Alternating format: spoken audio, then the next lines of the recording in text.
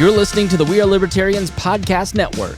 Find all of our shows at wearelibertarians.com. Welcome to the History of Modern Politics. My name is Chris Spangle. It is great to be with you today. And this conversation is with Bruce Carlson from My History Can Beat Up Your Politics about the fall of Saigon and the parallels between that and the fall of Kabul.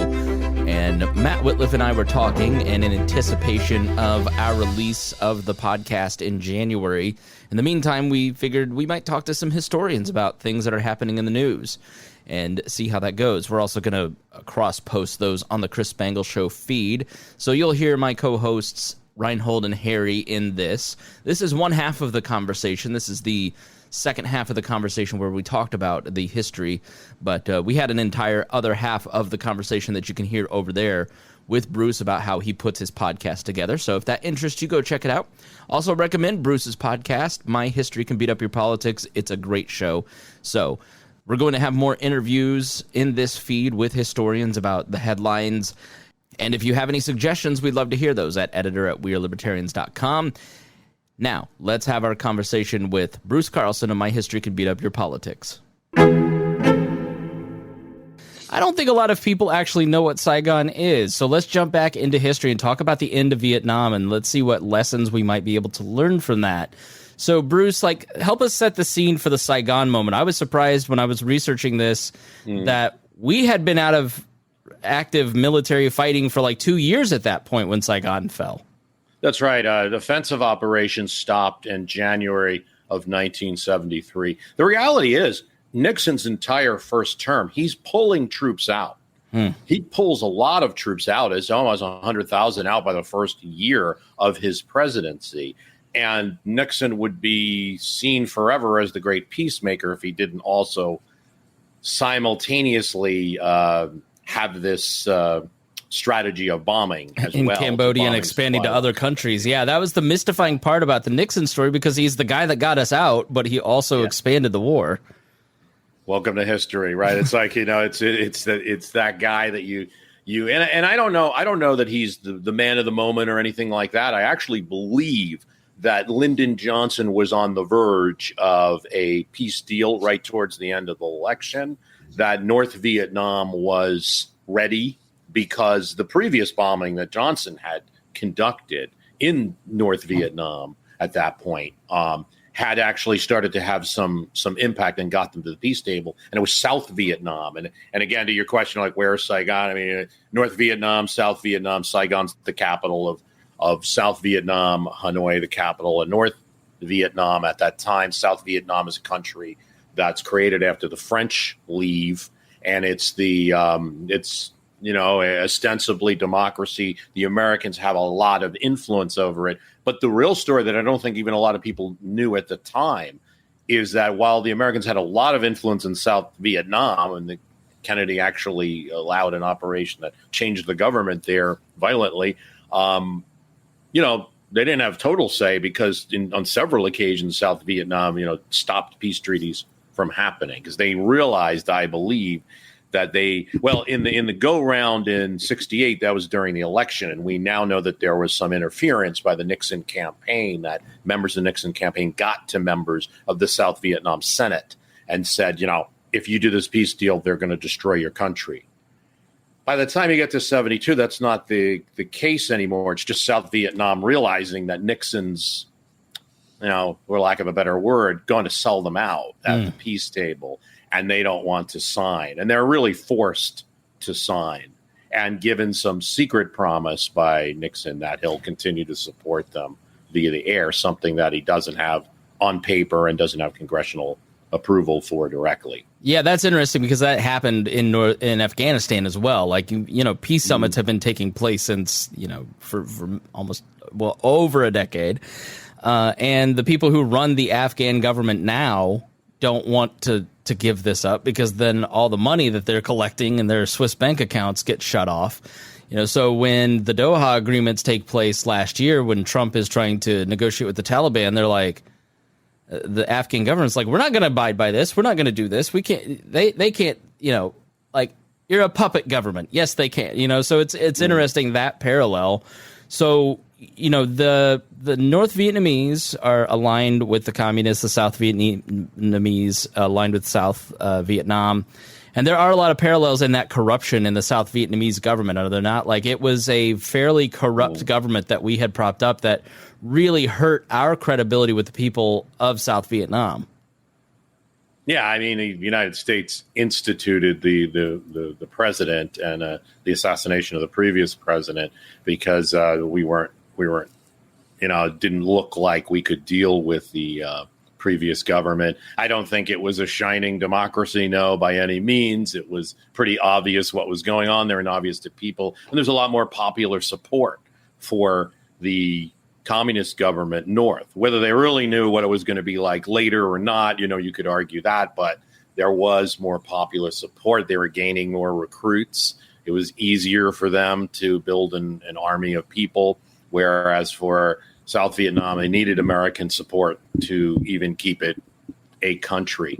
And what you really see in the process of the peace negotiation through Nixon's first term, it's almost like negotiating with yourself or negotiating with your politics. Nixon wants out to achieve a campaign promise, to eliminate a campaign problem that he's running up against McGovern, who's got, you have the 26th Amendment passed. Nixon thinks it's going to be a good thing for him. He's always supported it, but now he's got an opponent that's got young people riled up, McGovern, and the Vietnam War is Nixon's worst issue. He needs to do something. He also made a campaign promise to end the war with honor. Those two last words, with honor, as opposed to any other way of ending the war, in my opinion, led to about 4 more years of additional casualties and probably 20,000 on his side of the Vietnam War. And then basically a war that now lasted through 2 presidents, really 4 presidents, but two presidents during the height of it and 2 parties. And that whole period, he's trying to get deals. He tries the madman theory where it's like, I might be crazy. He tries bombing the supply lines in Laos and Cambodia because he's seeing that that's how they're getting supplies, and he wants to deal with it. There's also a memo that we now know of called the Zilch memo, which Butterfield, who was the man who revealed the tapes during Watergate, the assistant deputy chief of staff under Haldeman, revealed that there's this memo where Nixon basically said, the bombing doesn't do anything militarily, but every time I do it, I go up in the polls, particularly in the Republican Party, and particularly with people like Wallace voters that he's concerned about in that side. So we have that memo. We also incidentally have phone calls from Lyndon Johnson of very similar nature, like, I'm not winning. We're not winning here. I can go out and whatever you're hearing me go out and say, we're not winning and this is impossible. So we have both presidents kind of on the record, one way or the other. Even Kennedy in the beginning. I mean, there's in the Vietnam Ken Burns documentary, he's like, this is going to be a total waste of time. I mean, Kennedy, from the very beginning, he says it. Yeah. Oh, well, Kennedy, I believe, even as a senator, cast doubt on even the French situation and whether we should help them, and was always a bit skeptical about the situation in Vietnam and whether a large American troop presence would be. I think at one point he went to Vietnam and he said something along those lines, and it was kind of a little controversial when he was openly skeptical. Before he was president, yeah. So let's jump forward. I mean, if you're looking at Afghanistan, we stopped operations in 2014 under Obama, but you still have troops there, and the troop deaths, which to me are the only metric that matters. The number you want is 0. Which is why we're withdrawing now. But it's been, 5, 15, 20 per year since then. But you have like the handful of advisors who are kind of propping up this army, propping up this government, and withdrawing them just now. Most people don't understand that the Taliban operated 60% of the country. When we look back at Vietnam and we're talking about that I don't know what you call it, interregnum between the stopping of operations and the fall of Saigon, which is just the complete withdrawal. Is it clear? Is it as clear in Vietnam that when we leave, that it's just going to be a complete toppling? And so absolutely clear, in my opinion. But also, there's evidence in the tapes between Nixon and Kissinger now that have come out later, where Kissinger basically admits that all they were looking for in this peace process at that point is not a win where there's going to be a South Vietnam forever. It's a decent interval where it's going to essentially look good, that it's not going to collapse the next day. So you have a very similar situation, because the resulting agreement that ends the Vietnam War, ends America's part in the Vietnam War, really the obligations are all on us. There is a stipulation that there'll be no foreign equipment sent in except for replacements. So that applies to us and the Soviet Union and China that were supplying North Vietnam. When we were getting pounded, we would get pounded by Soviet artillery and Soviet planes and things like that. But the one who has to withdraw is the United States. So North Vietnamese troops that are in South Vietnam do not have to leave as a result of this agreement. And this is what Nixon and Kissinger sign off on. He wants a deal. There's no other way to look at it. He wants a deal before that election. He wanted it, I think, even earlier, but they were. He was. I think some of the bombing was he thought might be effective, and they were also delaying a bit again at the peace table, and so Kissinger couldn't get to a peace deal immediately. But right before the election, they were eager to sign. And they convinced South Vietnam to go along by just saying that, a kind of secret commitment between Nixon and the president of South Vietnam that I will send in air power where needed. The agreement does allow the United States to replace. So if South Vietnam loses a tank, the United States can replace that tank. But that's really cool comfort to somebody that has enemy troops in their nation. Yeah, one thing that I was surprised by in your episode, and Rhinehold referenced it, was the amount of plans that were in place. And this is where like Biden gets no pass. There seems to be no plans, and a lot of that goes on the military too. I mean, the military and Trump were never in step. Biden and the military, in some respects, have not been in step on this. They don't want to leave, and so they've just sort of, in my opinion, disobeyed the commander-in-chief and not prepared. But, so looking at the fall of Saigon on Wikipedia, on April 3rd, Ford announced Operation Baby Lift and evacuated 2,000 orphans. And then over 25 orphans were evacuated. Operation New Life resulted in the evacuation of over 110,000 Vietnamese refugees. The final evacuation was Operation Frequent Wind, which resulted in 7,000 people being evacuated. Frequent Wind is the photos of people climbing up the famous stairs that's in the Ford Museum now as they're trying to cling onto helicopters, and some of these photos are really striking. But Operation Wind is what we all know, and there were multiple plans that were in place. And while you're talking, I'm going to pop up, one of those photos just so people can kind of see the parallels. So please don't be distracted by that. No. But I think the parallels between these two, the parallels are image. They're not planning.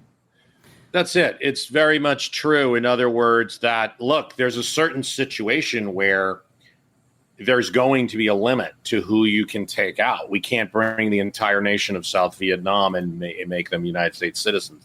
It was the largest opera, almost in the end, when you count the operations you mentioned, and then plus the self-evacuees who got on ships in the Saigon River and got to Manila. You're talking about almost 140,000 people, who a lot of them became United States citizens, and there was a specific congressional act dedicated to helping them.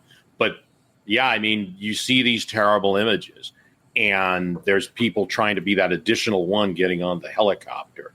And what you can't understand is that what you can't understand is that it could be He's having a little mic trouble here, it sounds like. Oh, darn. Yeah, he's I'll be right back. I'm narrating his your wife just popped in, or I assume your wife. Excuse me for assuming your status, but sorry about that podcast today. No, you were right. We could say broadcast assistant, but why use euphemisms? You know how it is with the everyone's at home these days. Still a little bit of that going on, even though we're outside a little. Oh, my associate producer pops in all the time. I totally get it. But the main thing you mentioned it was an image. And I think that's so important is that. So when I did the podcast episode on this, what I actually did is a podcast episode on the archetype that's been created, which is when the U.S. leaves a place and how eager people are to say, like, hey, this is Biden's Saigon, that you created this image. Okay, but have you done the history? Have you investigated the image? And when you look at that operation, it's not only wrong, it's kind of an insult to the Marines on the ground to say that it was a failure. That day, April 29th, going into April 30th, not a failure. Biggest helicopter evacuation ever. Got 7,000 people. See, it was supposed to be more. It was supposed to be a plane evacuation. And what happened was there is a pilot that defected and bombed the runway. They could not use the airport. The ambassador, Graham Martin, goes to see it with his own eyes. You can't believe it. It's Murphy's Law. And they have to now get everybody from the airport where the defense attaché office is and get them to the embassy. That embassy where you see a lot of those last images, never supposed to be the spot that the evacuation was going to occur from. That was the backup plan.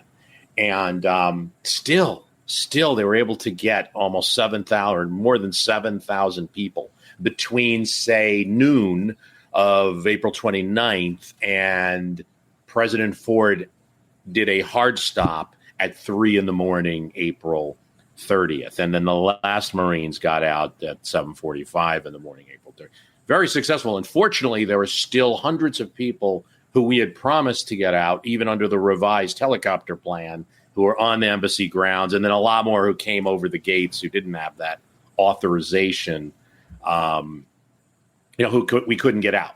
So sure, it's a failure and in that way, but overall, it's one of a successful operation. It's just that it became a symbol. When you see those images, it's a symbol of what is a larger failure, the involvement in Vietnam, the attempt to prop up South Vietnam over that period of time.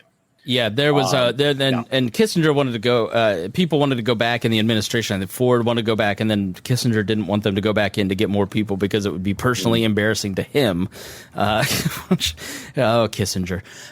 But I think it would have been difficult. Any use of force additionally in Vietnam, you're talking about the last thing, and this hasn't changed, right? The last thing anyone wants to do now, they can talk about Biden. You can talk about how bad the evacuation was. You can talk about overall, and we left the Taliban in charge. I mean, we originally weren't really trying to fight the. He popped off there. Yeah, it is fascinating how, and I think it was a major Rhinehold or Harry, like a major blow to the psyche of Americans, especially since you're talking about in Vietnam, a generation, the greatest fighting force in American history that won World War II, and then you have this blow where you've lost the war and you have these horrible pictures. And I apologize, my screen share is not working, but yeah, I mean, talk about that. Well, yeah. And go ahead. I was going to say, and then you've had all these news hosts that are making the Saigon reference, but they're young, just like myself is like, okay, we didn't experience that on TV. We all had to go back and research and find out what the heck is going on. And then when you said so, and that war, also the war effort, you also started wondering like how much is all of this is of just generals or different officers at the time wanting to get things different done just before just to make rank, because they know okay, this is could be my last time to make rank. Could be my last deployment, is my last thing. I need to do this to get rank. And so they something just got pulled up and pulled on, dragged on for longer times. Yeah. But but the whole getting ready for the show, it I think it was what I figured when you posted when we were talking about we were doing secretary the exact day, but I kept hearing it on the radio and you go okay, I'm way too young. Let me look this up. And I'm like, oh man, no, they're wrong. This is not even close. It's not close. I mean, Bruce, they had booklets. Right, but the imagery in your head is that elevator. It's exactly the same. It's the stair seat. That's all you have is that imagery when you're young. Yeah, I'm gonna pop out to restart my browser so I can show you guys this. I got I reset my computer so it's all messed up. But yeah, I mean the imagery is the only close thing. But Bruce, talk about the booklets that they had and the Bing Crosby and like that shows you they had a printer print things and pass it out. And there were code words. That's how prepared they were for this stuff. Right. They had a safe booklet which went to the people that they were designated that they could go. And these were usually people with some involvement in the South Vietnamese government, although I presume there were some people that were simply connected to American business and things like that went on. A little bit of speculation, but let's just say the upper middle class in a lot of cases, and people who worked for the U.S. government or helped the U.S. government who, both we owed something to and also would be targeted. They got a booklet. It said there were 13 locations throughout Saigon. So when you see that image of the helicopter that you most commonly see, that's not the embassy. If it's the bigger helicopter, it is. If it's the little Huey, that's not the last flight out of Saigon. It just shows you that now we love these videos. Then they love these. Then they love these still images, and you still see the effect of an image like that. And it's I don't know all the planning that went on during this one. It is true that even with the planning in Saigon, a lot of people found out that, hey, we're going to play Bing Crosby. I'm dreaming of a white Christmas. And that means get the heck out of Saigon and get on those copters and get out to the people that need to know that. And there were some like Japanese officials and South Korean officials that were in South Vietnam that didn't get out timely because they didn't know that music and didn't get the signal and things. All those kind of things went on. But what I'm saying, we still got a heck of a lot of people out in Saigon. And the Marines on the ground have never considered that a failure. President Ford didn't consider it a failure. He did authorize that a hard stop at 3:45 and no more, even if there were people waiting, that we had to get our Marines out. And he did was that because they had to stop because the troops from the offensive Correct. From the North Vietnamese were just getting so close they didn't want to get involved in a firefight? Yeah, and the way that it's interesting, which is also a little very similar to Kabul, the way that the Marines described it, some of them, is that they let us out. Like what they were doing was, we're going to give you enough ground fire. We're going to make it clear we're doing this. And the actions at the airport, for instance, are a sign like, we're coming in. You can't stay here any longer, United States. You need to get out. But they did not want an open firefight between North Vietnam and the United States in the streets of Saigon at that particular moment when offensive actions had stopped in 1973. But it was a kind of like, how gentle can a guerrilla army be, right? It's not gentle. They're going to start firing on the ground and letting you know we're moving in. Tanks started arriving. We're not going to let you stay any longer. We're putting the pressure on. And that was coming. They could have done more at the airport, for instance. They did end up killing 2 Marines that day. A lot of the Marines on the ground said they could have done a lot more if they had wanted to, but what they were just doing was enough to say, get the heck out. We're coming in. And everything's going to, similar thing, too. Everything's going to be great, too. We're going to be reunited as a country. Why do you want to separate us? So what ended up happening was there a humanitarian crisis? Were there slaughters? Like, what happened when they took over the country? There was a lot of that. I don't have as good detail on it, but it was. I know that many of the people that were South Vietnam, if they could identify them as a particular government agent, there were many that were killed or put into prison camps. I mean, those people that were escaping had a right to be. One of the things that South Vietnam soldiers were doing was disrobing. They were running around the streets naked because they just took their uniforms off. Because if they were caught with a uniform, I think they know what would have happened. But North Vietnam did become a country. I think it was a country that had a lot of economic problems until the point that they could establish trade with the United States again in the 90s. So it wasn't a successful country or great country to be in. I mean, I don't say that out of like I know there's patriotic pride and things like that, or love for a country, or great culture and food and things. But economically, it wasn't even if you didn't have a political problem or weren't in a jail, you had problems living there. But one of the interesting things, people go back to, famously, John McCain goes back to his POW camp, or people go back to, my grandpa was in Okinawa. He never wanted to visit again, but people wanted to go. I just can't imagine that people are going to want to go back to Outpost Keating to resolve something. There's just something about this war that is so fruitless, and that people aren't. I mean, soldiers. I think Bagram, for instance, when I heard that was captured, I know that's a very emotional point for a lot of them, because that's where they served and that's where the base was. Incidentally, it was also for the Soviets. So you get that was their air base, and then it became ours. And I did a whole podcast on the Soviet war in Afghanistan, which is a whole another story that could have had the same exact lesson about how long you stay in a war, like you had referenced earlier. The main thing is to get those casualties to zero. That's what America wants: peace, prosperity. They're connected. I believe they're connected. You did talk about, I think, when I got zapped off by the vicissitudes of the internet, you were talking a bit about there's soldiers and generals maybe that kind of in the system, and they want to just kind of get the rank. A war creates all of these perpetual forces, and that has to be watched. And so the part that I really have a good feeling about of Biden's decision is that he made it, and that he's doubled down on it. He's as doubled down on his decision as Trump was on anything he ever did during his presidency. He's doing that.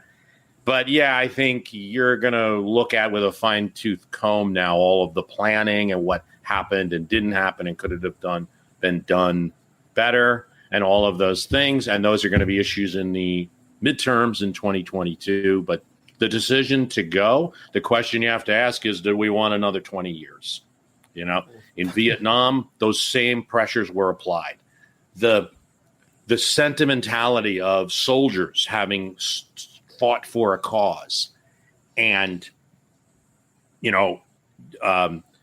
their lives, the lives of their friends, and their own work and risk in vain, is a strong and compelling argument in politics. You will see candidates running, probably in the GOP in this case, on that particular issue.